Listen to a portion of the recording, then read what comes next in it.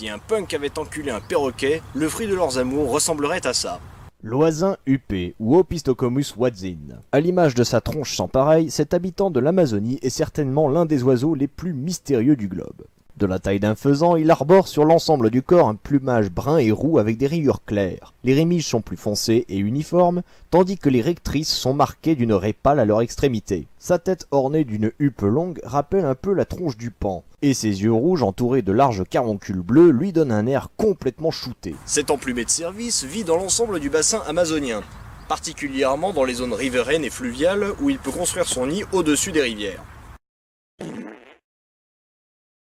C'est un habitant typique de la végétation qui pousse aux embouchures des fleuves de l'Amazone. Il vit dans des groupes de 10 à 20 individus, mais pouvant atteindre jusqu'à 40 adultes au max. Ils vivent principalement dans la ramure, où ils passent 80% de leur temps à gueuler comme des putois toute la journée, et ce, dès les heures matinales. L'oisin est principalement folivore, c'est-à-dire que son alimentation est principalement constituée de feuilles. C'est d'ailleurs pour cette raison qu'on l'appelle aussi la vache volante.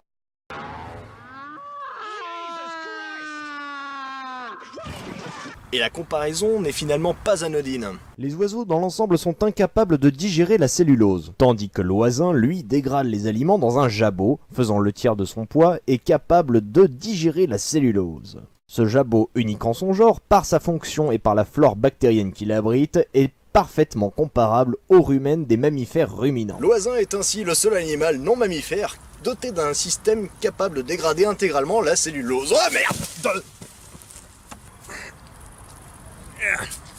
Et cela affecte un peu sa réputation.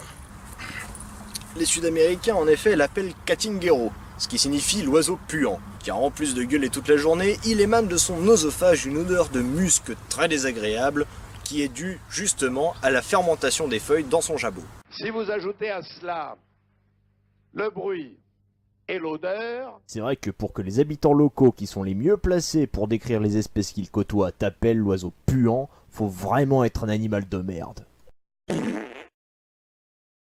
La position taxonomique de ce poulet atomique est au cœur des controverses. Et sa position est encore très discutée. Elle reste discutable, hein, si tu veux mon avis. On l'a classé tantôt chez les galliformes, chez les cocoliformes ou les musophagiformes, mais sans réelle preuve de parenté avec aucun de ces clades. Sauf que, en comparant plus de taxons et de caractères à comparer, une autre équipe s'est rendue compte que tous les résultats reportés précédemment contenaient des erreurs de séquençage ADN, ce qui avait donc biaisé tous les résultats. Selon l'ADN mitochondrial, le oisin serait groupe frère avec les trogons. Mais le test ARN contredit ce résultat et suggère que l'oisin serait plutôt plus proche des colious. Une seule relation presque plausible a été trouvée entre l'oisin et les colombiformes finalement, mais la relation était très faible. Mais nique ta sœur! Eh ouais, c'est le bordel. L'oisin se reproduit toute l'année. Oh bah, j'en connais d'autres qui sont bien biaisés, hein. Ah ouais. Plusieurs adultes partagent un même nid, ce qui en fait l'un des rares cas d'oiseaux manifestement polygames, sans pour autant causer de désagréments au sein du nid. Bravo. Tu veux un coup de main? Et ben voilà, maintenant on est 4. Hein les enfants? Eh bien, petite madame... Fidèle à sa forme adulte, l'oisillon ne ressemble à rien et est encore une bonne raison de militer pour le maintien de l'avortement. Avant d'obtenir des ailes fonctionnelles à l'âge adulte, il est doté de griffes sur le premier et le deuxième doigt des membres antérieurs. Au moindre danger, il se laisse tomber dans la flotte. Savant parfaitement bien nager, ses griffes lui permettent alors de grimper dans les arbres et ainsi de rejoindre son nid. C'est pour cette raison que l'oisin vit exclusivement au-dessus des rivières et des marécages. L'oisin a peut-être de grandes ailes, mais il vole comme un pied. C'est vraiment rien qu'une merde. Il dispose de peu de muscles pectoraux, ce qui lui permet tout juste de planer au-dessus d'une rivière ou d'un marécage pour fuir les prédateurs. La présence de griffes chez l'oisin est un cas unique chez les oiseaux actuels. Un cas unique qui n'est pas sans rappeler le plus ancien des oiseaux, le célèbre Archaeopteryx. Et d'ailleurs, Archaeopteryx, c'est un Gaulois dans Astérix. Ah ouais, dans lequel? Film X chez Canal+. Tu m'enverras la cassette. Et si on regarde plus attentivement, on constate que les griffes sur les ailes de l'oisillon sont un vestige de la main reptilienne.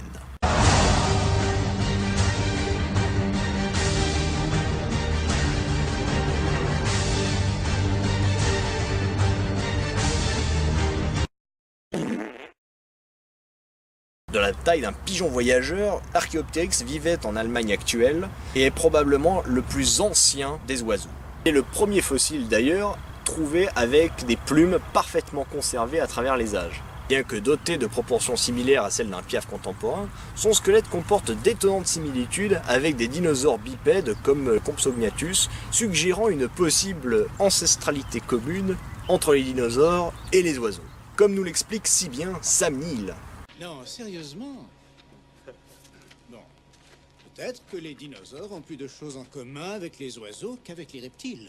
Regardez cet os pubien, tourné vers l'arrière, comme un oiseau. Regardez les vertèbres, pleines de poches d'air et de cavités, comme un oiseau. Et ce bon acteur n'a pas tort. Thomas Henry Huxley Un mec comme ça a été le premier à suggérer que les oiseaux actuels étaient les descendants des dinosaures, et que l'Archéoptéryx serait un chaînon manquant ou une forme transitoire entre ces deux taxons. Ah bah si vous ne me croyez pas, faisons un petit peu d'anatomie comparée, tiens. Une patte arrière avec 3 doigts frontaux opposés à un orteil retourné, des ailes pourvues de griffes séparées du reste de la main, une mâchoire équipée de dents, enfin une longue queue osseuse que l'on ne trouve pas chez les piafs. Et maintenant, qu'est-ce qu'ils partagent avec les oiseaux actuels? D'abord des ailes parfaitement développées et équipées d'un plumage adapté pour le vol. Ce même plumage est doté de rémiges asymétriques ainsi que de plumules situées à leur base, ce qui suggère que l'animal serait peut-être homéotherme. Un bassin retourné comme disait Sam Neill, mais encore une furcula robuste entre les clavicules, j'en passe et des meilleurs. Là où Huxley s'est un peu trompé, c'est que l'Archéoptéryx est bel et bien un oiseau, sans pour autant lui donner tort au sujet de l'histoire évolutive des oiseaux, car à ce sujet, il avait vu juste. Certains caractères, par exemple, se sont vus exclusivement chez les oiseaux et chez certains théropodes, mais pas du tout chez les autres sauropsides. La furcula robuste, par exemple, qui a été longtemps considérée comme un caractère dérivé propre aux oiseaux, se retrouve également chez bon nombre d'espèces de théropodes et aucune autre lignée de dinosaures. Cet os en forme de boomerang a eu un rôle capital pour comprendre que les oiseaux sont bel et bien des dinosaures, membres de la lignée des théropodes, qu'ils partagent entre autres avec le T-Rex.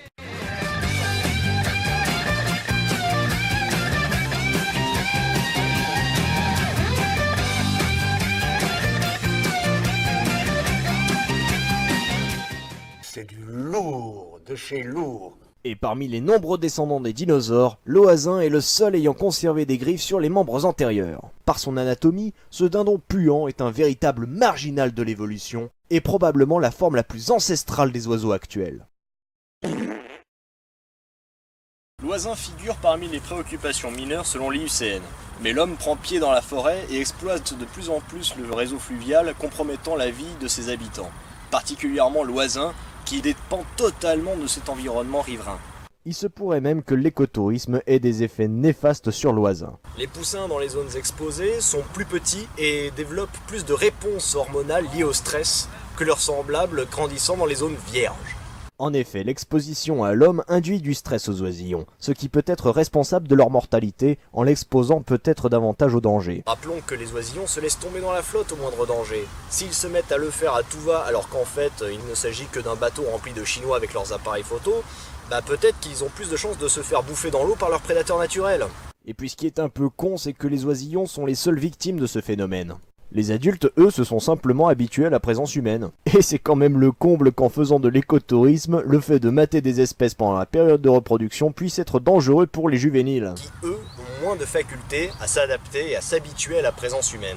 L'écotourisme est un secteur élémentaire dans la conservation. Il profite aussi bien aux populations locales qu'aux espèces endémiques. Mais un trop gros succès touristique et une masse d'arrivants pourraient hélas apporter des dérives. Tu sais, ça me fait penser à un truc que disait Zemmour et qui était pas trop con pour le coup. Le capitalisme vaincra. Non, pas ça. Vous croyez pas que c'est pas le tourisme de masse qui tue tout? C'est pas le tourisme, c'est la masse. Peut-être. Là, je suis comme Kersozon, je sais pas.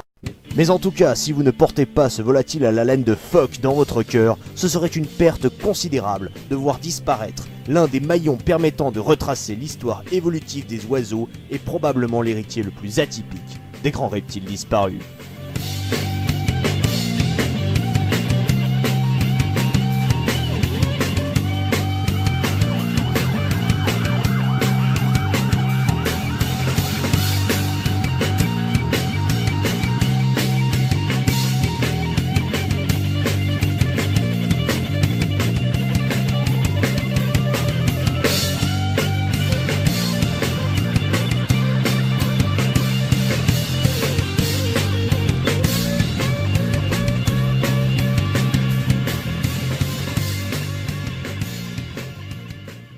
C'est du lourd, de chez lourd.